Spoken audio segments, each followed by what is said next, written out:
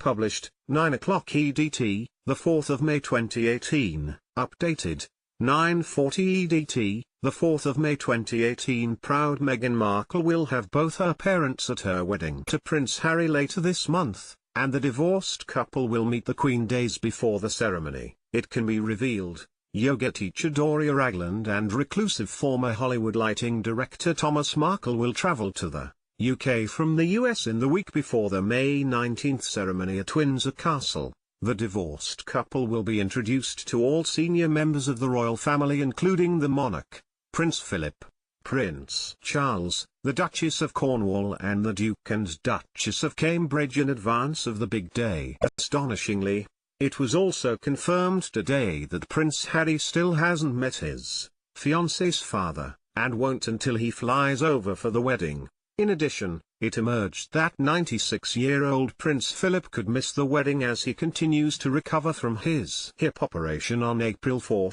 with an aide simply saying they very much hope he will attend. Meghan Markle, pictured with her father Thomas in her younger years, has admitted that she is a daddy's girl even though her father divorced her mother when she was just 6 on the day of her wedding. Meghan, 36, has also insisted that both her parents have roles. In a major departure from tradition, Doria will accompany her daughter by car to St. George's Chapel, where Thomas Markle will meet his daughter to walk her down the aisle. The page boys and flower girls at the ceremony are thought to include Prince William and Kate's children Prince George and Princess Charlotte. In a major departure from tradition, Meghan's mother Doria Ragland will accompany her daughter by car to the chapel. In a statement today, a Kensington Palace spokesman said, "Their first thing I would like to share is that Prince Harry and Ms. Markle are very much looking forward to welcoming Ms. Markle's parents to Windsor for the wedding. Mr. Thomas Markle and Ms. Doria Ragland will be arriving in the UK in the week of the wedding, allowing time for Prince Harry's family, including the Queen, the Duke of Edinburgh, the Prince of Wales, the Duchess of Cornwall, and the Duke and Duchess of Cambridge, to spend time with them before the big day. Both of the bride's parents will have important roles in the wedding. On the morning of the wedding, Ms. Ragland will travel with Ms. Markle by car to Windsor Castle. Mr. Markle will walk his daughter down the aisle of St. George's Chapel. Ms. Markle is delighted to have her parents by her side on this important and happy occasion. Similarly, Prince Harry has made sure that his late mother's family will play a significant part in proceedings as a way of celebrating the memory of Diana, Princess of Wales. All three of Princess Diana's siblings, Earl Spencer, Lady Jane Fellows and Lady Sarah McCorquodale, will be present with their families, and Lady Jane will give a reading during the service. The spokesman added, in addition to having the support of the Queen, his father the Prince of Wales, and his brother Prince William as best man, Prince Harry is also keen to involve his mother's family in his wedding. Meghan Markle, pictured, left, as Rachel Zane in US TV series Suits, and with her husband-to-be Prince Harry, right, on March 23 in Lisburn, Northern Ireland, will be married on May 19. All three siblings of Diana, Princess of Wales, will be in attendance and Lady Jane Fellows will give the reading. Prince Harry and Ms. Markle both feel honoured that Lady Jane will be representing her family and helping to celebrate the memory of the late princess on the wedding day. Harry and Meghan in London's Trafalgar Square on April 23. Further details around Royal Wedding Day were also released by Kensington Palace during a briefing for media today, including, the couple will spend, as according to tradition, the night before their wedding apart. There will be no American-style maid of honor, and all of the couple's page boys and bridesmaids, who are expected to include Prince George and Princess Charlotte, will be children. The couple will not go on honeymoon straight away, and will, remarkably, undertake their first public engagement as man and wife just days after the ceremony. The couple's guests will arrive at St. George's Chapel between 9:30 a.m. and 11 a.m. on May 19.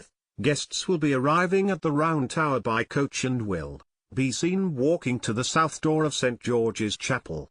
Members of the royal family will begin to arrive from 1120 hours, and enter St. George's Chapel via the Galilee porch.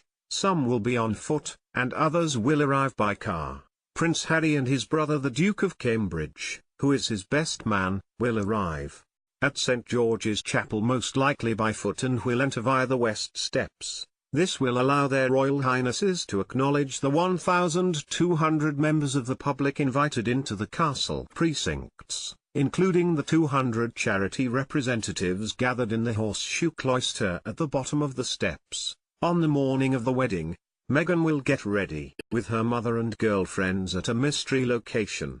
Mother and daughter will be filmed leaving in their car together. Meghan and Doria will stop just before they get to the venue. Doria will then head on into the chapel through the entrance reserved for members of the royal family, while Meghan will be joined by some of her bridesmaids and page boys before she continues her journey to the church, entering via the West Steps. The service will take around an hour and afterwards the newly married couple will process out of the church and acknowledge the 200 representatives of Prince Harry's charities gathered in the cloister, a spokesman said. The couple are delighted that these people who will be such an important part of their official work in the years to come will be the first people they see after their wedding. As the couple step into their carriage, close family members will gather on the West Steps to wave them off on their procession, which is due to take just under 25 minutes, a spokesman added.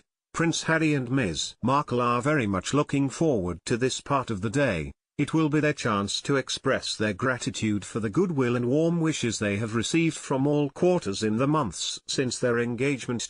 Members of the congregation will file out of the church onto the grass to see the start of the procession before walking to the reception at St. George's Hall. All guests will be attending the reception at St. George's Hall in Windsor Castle afterwards, which will last until around 3:30 p.m.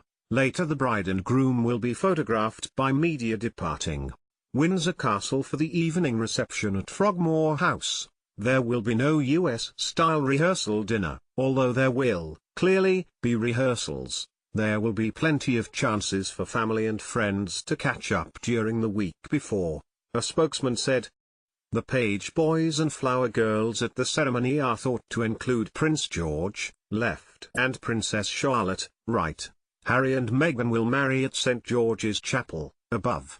On the grounds of Windsor Castle. The Duchess of Cambridge will be there on the day, but not with Prince Louis. As to whether Prince Philip will be there, we very much hope so. We hope to offer guidance closer to the time. A spokesman for the couple said, the bridesmaids and page boys are all children. Ms. Markle will not have a maid of honor. She has a very close group of friends and didn't want to choose one over the other. They have been actively involved in helping her prepare for the day and will be there with her the day before in London. She will be pleased to have their support on the day, but they have no official role. Kensington Palace said, the couple will be going on honeymoon but not straight away. And I can say that they will have their first engagement as a married couple the week after the wedding, which we will be making more announcement about soon.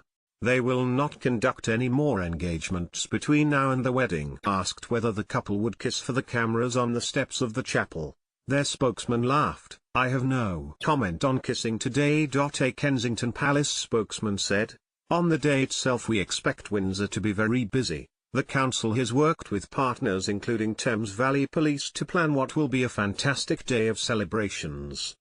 As the Royal Borough of Windsor has said, work is well underway to ensure the occasion is a memorable and joyous one for all involved, and they are working closely with a wide range of partners.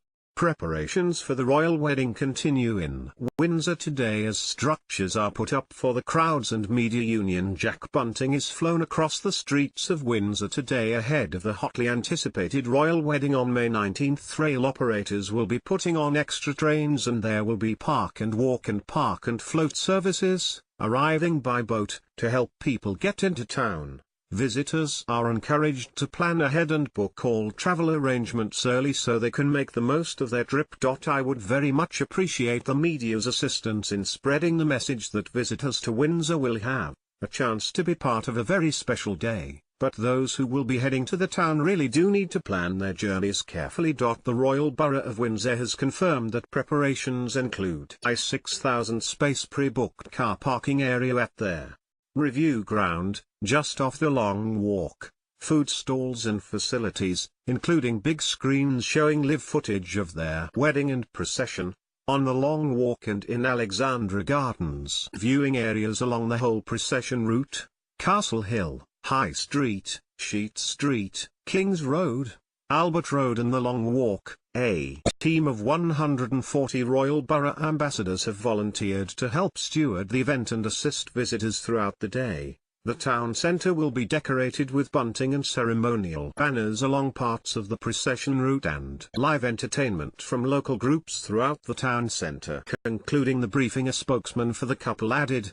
"We are now just over 2 weeks away from the wedding of His Royal Highness Prince Henry of Wales and Ms Meghan Markle.